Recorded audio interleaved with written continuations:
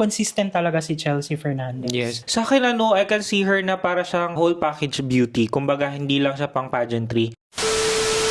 Hi guys, and welcome back to our channel. My name is Janae. I'm Naily! For today's video, papanoorin natin ang naging full performance ni Chelsea Fernandez, who represented Sultan Kudarat and won the Miss Cosmo 2025 title during the Miss Universe Philippines Coronation Night. And without any further ado, Without any further kuda, let's watch this. Chelsea Fernandez, province of Sultan Kudarat. I love it. So, isa din talaga siya sa mga queens na idamagan natin sa season ng MUPH 2025.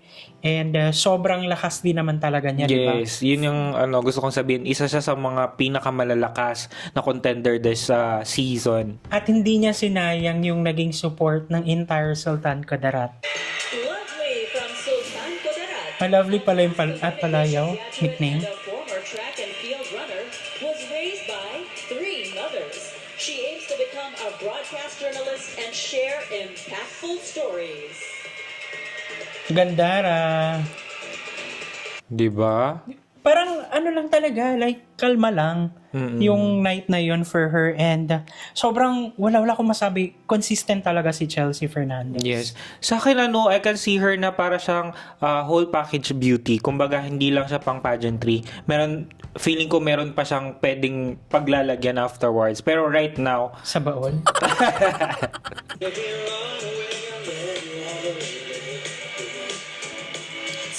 So this is the evening round. that time siya yung pinakauna. So she's setting high bars during that Round of the Round. competition. Sobrang talaga siya, like performer. She's a showgirl.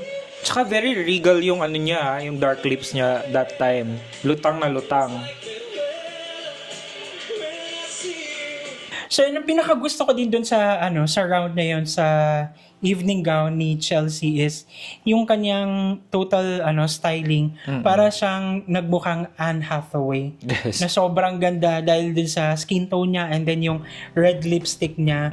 It's very on point and it's very giving. Ang galing niya dyan, kumbaga yung extension ng gown niya. Parang tawag dito, nasakop niya talaga yung buong stage. Kumbaga Ganun magaling siyang gumamit ng lahat ng elements nung Yes. suot niya, nung kanyang gown. And let's watch the final Q&A. The national elections are in a week's time. Our national hero Jose Rizal wrote that the youth is the hope of the fatherland. How can our young people play an important role in our elections? In our generation, youth has a strong personality.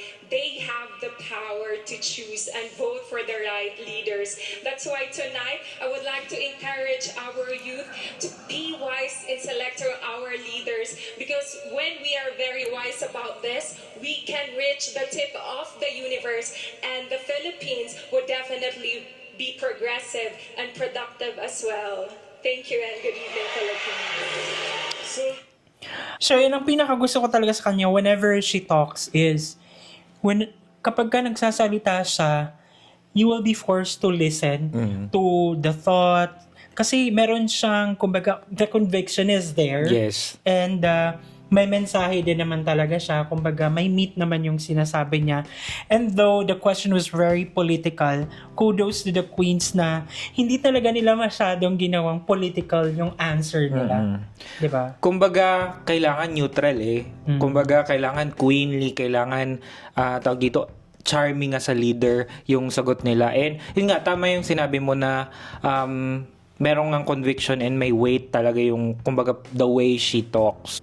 Miss Cosmo Philippines is Sultan Kudarat. Ayan. So this is the crowning of the Miss Philippines, and si Chelsea nga ang naging Miss Cosmo. So basically, during this time, ang nag-crown sa kanya ay si Cyril Payumo from Pampanga. Yes. Because last year, it was actually Atisa Manalo who won the Miss Cosmo Philippines na crown. But then, after niyang lumaban sa Vietnam, nag-resign siya. That's why she has the opportunity to become the Miss Universe. And, ano masasabi mo? Super happy kasi, very fitting yung Cosmo na brand for Chelsea. And I feel like kayang-kaya niyang ipaglaban. So, yun lang guys. And, like what you've said, sobrang fitting nga talaga sa kanya yung crown, yung kanyang title as Miss Cosmo. And, we're so excited for what Chelsea can bring to the table of the Miss Cosmo International pageant na siguro sa Vietnam din ulit gaganapin, and kayang-kaya ni Chelsea landiin yan. Grabe sa term. Hindi, I mean, in a good way. Yes. I like na each and every round kasi during the MUPH, sobrang meron siyang landi that works. Na kumbaga, it gave her the opportunity to become the top 6 finalists and eventually got the Miss Cosmo crown. And again, congratulations and thank you so much at sinamahan niyo kayo sa nagdaang video. If you like this video, don't forget to give it a thumbs up. If bago kayo sa ating channel, don't forget to subscribe. Hit that notification bell para updated kayo sa ating mga next uploads. And guys, thank you so much for watching our videos. We have a lot of videos done and we have a lot of videos coming. So keep watching us in the next video. Bye!